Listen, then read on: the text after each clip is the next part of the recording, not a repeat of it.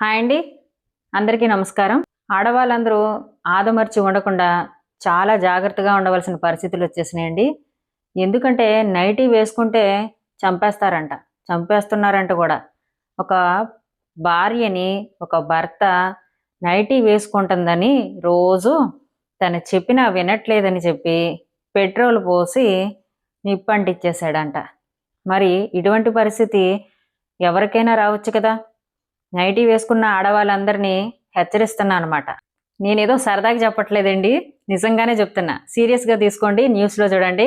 Nightie వేసుకుంటే చంపేస్తున్నారంట. మరి మనం మన జీవన శైలిలో ఎంతో ముందుకెళ్ళిపోయాం. ఎన్నో అభివృద్ధులు సాధించాం. ఎలా ఉన్నా సరే అది మనిష్టం. మనకిష్టం వచ్చినట్టు మనం ఉంటాం. డ్రెస్ సెన్స్ గురించి మాట్లాడకూడదు అని అంటున్నారు. మరికొంతమంది ఏమంటారంటే నా బట్టలు నా ఇష్టం. నాకిష్టం వచ్చినట్టు ఉంటా. నీకెందుకు అని ప్రశ్నిస్తున్నారు. కానీ అక్కడే ఆగాలి. ఎందుకు అంటే పెళ్లి అవ్వకముందు ఒకలా ఉంటే పెళ్లయిన తర్వాత పరిస్థితులు మరొకలా ఉంటాయి. బట్టలన్నది ఒక మనిషికి సంబంధించింది కాదు. మనసుకు సంబంధించింది కాదు. ఒక కుటుంబం అంటే ఒక ఫ్యామిలీలో భర్త భార్యలుంటారు. అత్తామామలు కలిసుంటారు. ఇంకా అక్కా చెల్లెలు, అన్నాతమ్ముళ్ళు, పిల్లలు ఇంకా వగైరా చుట్టాలు ఎవరైనా ఉండొచ్చు. మధ్య మధ్యలో వస్తూ పోతూ ఉండొచ్చు కూడా. మరి అందరూ కలిసి ఉన్నప్పుడు ఒకరి అభిప్రాయాన్ని ఒకరు ఎలా గౌరవించుకుంటున్నామో అలాగే ఒకరి ఇష్టాల్ని ఒకరు స్వీకరించాలన్నమాట. ఏ మీకెందుకు నా ఇష్టం వచ్చినట్టు ఉంటా, నా డ్రెస్ సెన్స్ నా ఇష్టం, మీరు మాట్లాడటానికి సరిపోరు అని దయచేసి ఇటువంటి మాటలు ఇకపైన మాట్లాడకండి. ఎందుకంటే ఇక్కడ ఏమైనా జరగవచ్చు. భార్యాభర్తలు కలిసి ఉన్నప్పుడు ఒకరి అభిరుచులు ఒకరు వాటిని గౌరవించుకుంటూ పెంచుకుంటూ పోతేనే సంసారం సజావుగా నడుస్తుంది. లేకపోతే రోజు విభేదాలు, కొట్లాట్లు, తిట్టుకోటాలు, వాదించుకోటాలు, ఇంకా ఇలా ఒకరినొకరు చంపుకోటాల వరకు వస్తుందన్నమాట. ప్రతి విషయంలో అలాగే ఉంటుంది. కానీ ఇక్కడ ఏమైంది అంటే ఒక భర్త భార్యని నైటీ వేసుకోవద్దని చెప్తున్నాడంట. మరి ఈ సంఘటన ఎక్కడ జరిగింది అంటే కర్ణాటకలోని జరిగిందండి. వాళ్ళ పేరు కృష్ణాజీ, మంజుల. పెళ్ళయ్యి 7 ఏళ్ళు అయ్యింది. ఎప్పుడు నైటీ అనంట. నైటీ అంటే రాత్రులు వేసుకుంటారు కదా అని భర్త అడుగుతున్నాడంట. రాత్రుళ్ళు పగళ్ళు ఇదే నైటీ అంట. అంటే నైటీ వేయొద్దని చెప్పినా కూడా వారించినా కూడా ఆమె వినట్లేదంట. విసుకొచ్చి ఆ భర్త వేసారిపోయి అతనిలో నుంచి ఒక సైకో కిల్లరు బయటకు వచ్చి ఆమెని పెట్రోల్ పోసి తగలేశాడంట. మరి ఇటువంటి పరిస్థితులు ఎవరికన్నా రావచ్చు. ఏ ఇంట్లో అన్నా జరగవచ్చు. మీరు ధీమాగా మాత్రం ఉండొద్దు. ఎందుకంటే నా మొగుడేగా, నా తండ్రేగా, నా అన్నేగా, అర్థం చేసుకుంటారులే, నేను ఎలా ఉన్నా సర్దుకుంటారులే అని మాత్రం ఇకపై అనొద్దు. నా కొడుకేగా, నా కూతురేగా అని. ఎందుకంటే వీళ్ళు రోజు ఆడదాన్ని ఒక అద్భుతంగా చూడాలనుకుంటారు. కానీ మీరేం చేస్తున్నారంటే సర్దుకుంటారనుకుంటున్నారు. అందులో నుంచే ఒక క్రిమినల్ పుట్టుకొస్తున్నాడని మీకు తెలియట్లా. అక్కడ ప్రేమ, బంధమా, రిలేషనా ఇంకా ఏమి అని ఎవరో చూడరు. ఆ సిచ్యువేషన్ వచ్చినప్పుడు ఎంతటి ఘోరాలైనా జరగొచ్చు మాట. మీరు అడగొచ్చు, ఇంట్లో వాళ్ళకి నచ్చినట్టు నేను డ్రెస్ వేసుకోవాలా, నా కంఫర్ట్ నేను చూసుకుంటాను అని మీరు ప్రశ్నించవచ్చు. కానీ వాళ్ళకి ఇష్టమైన డ్రెస్సులు మీరు వేసుకోక్కర్లేదు. కానీ నచ్చినట్టు మీరు ఖచ్చితంగా ఉండాలి. ఎందుకంటే ఒంటి నిండా బట్ట కప్పుకోవాలని చెప్పి, అది సంప్రదాయ దుస్తుల్లో ఆడవాళ్ళని చూడాలని చెప్పి మగవాళ్ళు చాలా ఆశపడుతూ ఉంటారు. స్పెషల్‌గా చెప్పాలంటే భర్త ఆశపడుతూ ఉంటాడనమాట. శారీస్ కట్టుకోమని డిమాండ్ చేస్తూ ఉంటారు. కనీసం చుడీదార్ అన్నా వేసుకోమని అంటూ ఉంటారు. కానీ శారీ నుంచి, చుడీదార్ నుంచి ఆఖరికి నైటీ వరకు వచ్చేసామన్నమాట. పిల్లల్ని స్కూల్ దగ్గర దింపటానికి, ఇంకా పక్కనున్న పచారీ కొట్లకి వెళ్ళిపోతున్నారు. ఇంకా హాస్పిటల్స్‌కి అలాగే వెళ్తున్నారు. వాళ్ళు కంఫర్ట్ చూసుకునే ఉద్దేశంలో పూజలు అలాగే చేస్తున్నారు. ఇంటికి ఎవరొచ్చినా వాళ్ళని అలాగే రిసీవ్ చేసుకుంటున్నారు. ఇది అప్పుడప్పుడైతే పర్వాలేదండి. కానీ మితిమీరిపోతుంది. ఎలాగనుకుంటున్నారు? ఇక్కడ 2 రకాలుగా చెప్పుకోవచ్చండి. నైటీ స్నానం చేసి శుభ్రమైన ఉతికిన నైటీని వేసుకొని వాళ్ళ కంఫర్ట్ చూసుకొని ఇళ్లలో పనులు చేసుకునే వాళ్ళుంటారు. రెండో రకం వచ్చేసి స్నానాలు చేయరు. ఒకటే నైటీ 2 రోజులో 3 రోజుల్లో వేస్తారు. అది చీకిపోయి, పాచిపోయి ఇంకా నీచు కంపు కొట్టుకుంటూ ఉంటుంది.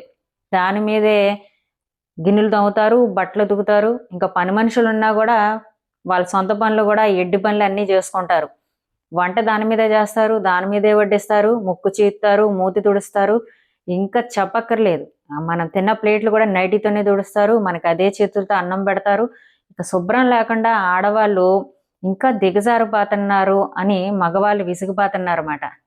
ఇటువంటి విషయాలైతే మీ అందరికీ తెలిసినవే. నేనేం కొత్తగా చెప్పక్కర్లేదండి.